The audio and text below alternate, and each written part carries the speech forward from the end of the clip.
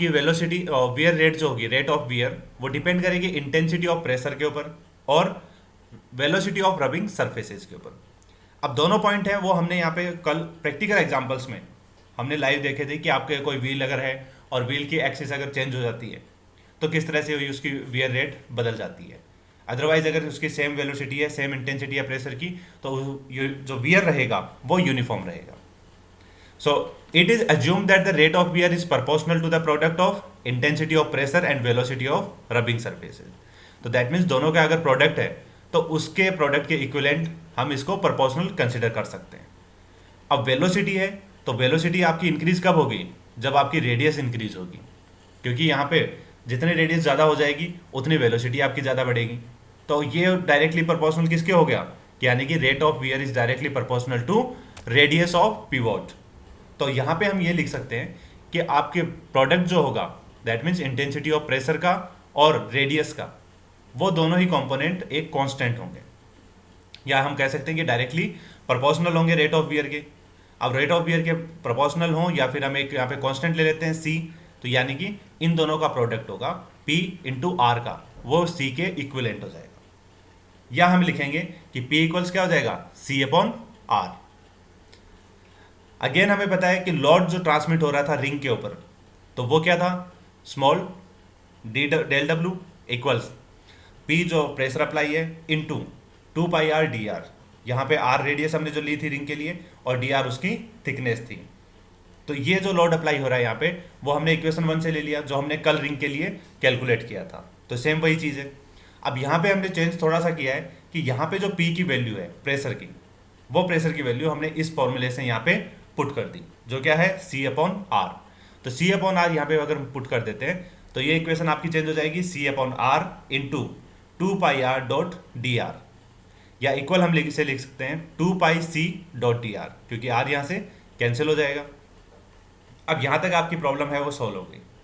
आगे हमें क्या करना है कि टोटल लोड कैलकुलेट करना है। तो टोटल लोड के लिए हम क्या करते हैं, तो टोटल लोड के लिए हमें इंटीग्रेशन करना होगा कहाँ से, इसकी लिमिट में, जो लिमिट इसकी 0 से लेके कैपिटल आर जो रेडियस है कंप्लीट वहाँ तक। तो उस कंडीशन में हम यहाँ पे जो लोड है उसको इंटीग्रेट करेंगे। तो जो स्मॉल लोड था, जो डेल डब्ल्यू था, वो कंप्लीट लोड में कन्वर्ट हो जाएगा। That means total load transmitted to the bearing is W equals 0 to R, limits आपकी हो गई अप्लाइड, और वैल्यू जो होगी वो क्या रहेगी इसकी 2 pi C dot D R. इसी को हमें यहाँ पुट किया। Integration with respect to D R है, तो बाकी जो कंपोनेंट्स हैं वो सारे के सारे कांस्टेंट होंगे, उनको हम बाहर ले सकते हैं। तो 2 पाई C और R की वैल्यू जो आ जाएगी वो आपकी लिमिट्स में आ जाएगी 0 टू R, और अगर हम लिमिट अप्लाई करेंगे तो ये वैल्यू हमें मिलेगी 2 पाई C डॉट R। अब यहाँ से हम इसे लिख सकते हैं कि C के इक्विवेलेंट क्या हो जाएगा, या C will be equal to W upon 2 pi R। अब यहाँ पे दोबारा हमें वही करना है कि we know that frictional torque acting on the ring. अब यहाँ पे टॉर्क हमें क्या मिल रहा है, तो टॉर्क हमें जो मिल रहा है वो कल वाली वैल्यू ही आएगी इसमें कि 2 pi mu P R square dot D are. क्या हम यहाँ पे P की वैल्यू क्या लिख देंगे, C upon R. As it is हम उसी तरह से अप्लाई कर रहे हैं। इस स्टेप सारी हमारी वही हैं जो कल हमने यूनिफॉर्म प्रेशर के लिए ली थी, वही स्टेप्स हम आज यहाँ पे फॉलो कर रहे हैं यूनिफॉर्म वियर रेट के लिए भी। तो यहाँ पे आपने देखा कि P की जगह हमने यहाँ पे क्या अप्लाई कर दिया, C अपॉन आर, और C अपॉन आर लिखने से हमारी इक्वेशन में क्या चेंजेस आ गए, 2 pi mu C R D R. तो ये वैल्यू हमारी बन गई टॉर्क के लिए, और ये टॉर्क किसके लिए है, सिर्फ रिंग पे अप्लाई हो रहा है। देन अब हमें आगे इसमें देखना है कि अगर हमारा यहाँ पे टॉर्क आ गया रिंग के लिए भी, तो फिर हमें आगे कैलकुलेट क्या करना होगा, टोटल टॉर्क। तो टोटल आपका फ्रिक्शनल टॉर्क जो बेयरिंग के ऊपर अप्लाई होगा वो क्या रहेगा, दोबारा से हमें इसी टॉर्क को लिमिट्स में 0 टू आर के लिए इसे कैलकुलेट करना होगा। तो 0 टू आर के लिए हमने इसकी वैल्यूज कैलकुलेट की, इंटीग्रेट कर दिया। इंटीग्रेट करने के बाद 2 पाई म्यू C कॉन्स्टेंट है, आर का इंटीग्रेशन हो जाएगा आर स्क्वायर बाई 2, लिमिट्स है 0 to R. Then again solving this equation 2 pi mu C dot R square by 2, और ये हो जाएगा आपका 2 cancel out, pi mu C R square. और यहाँ पे C की वैल्यू अगर हम दोबारा से पुट कर देते हैं जो कि हमें मिली थी अभी W अपॉन 2 पाई आर, तो ये आपकी इक्वेशन हो जाएगी pi mu W upon 2 pi R into R square equals 1/2 mu W are.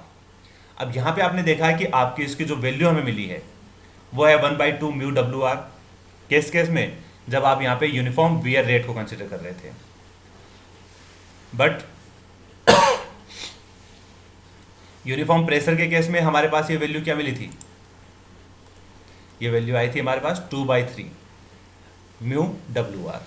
तो दोनों ही केसेस में ये हमें चेंजेस यहाँ पे देखने को मिलते हैं कि दोनों ही वैल्यूज में हमें कितना चेंजेस या कितना वेरिएशन हमें यहाँ पे देखने को मिलेगा। और अगर हमें सॉफ्ट लॉसेज जो अगर कैलकुलेट करने हैं तो वो भी हम इसी के अकॉर्डिंग कैलकुलेट कर सकते हैं, क्योंकि टोटल टॉर्क है वो हमारे पास आ गया, तो उसके अकॉर्डिंग हम ओमेगा से उसको मल्टीप्लाई कर देंगे। तो ये 2/3 है और ये 1/2 है, तो दोनों में ये डिफरेंस आएगा दोनों ही केसेस के अंदर। अब यही केसेस हम ऐसे कॉनिकल पिवोट बेयरिंग के लिए भी कर सकते हैं। सेम आपके कंसिडर यूनिफॉर्म प्रेशर को भी हमें कंसिडर करना पड़ेगा और यूनिफॉर्म वियर को भी कंसिडर करना पड़ेगा। सर फॉर्मूले याद रखना है ना।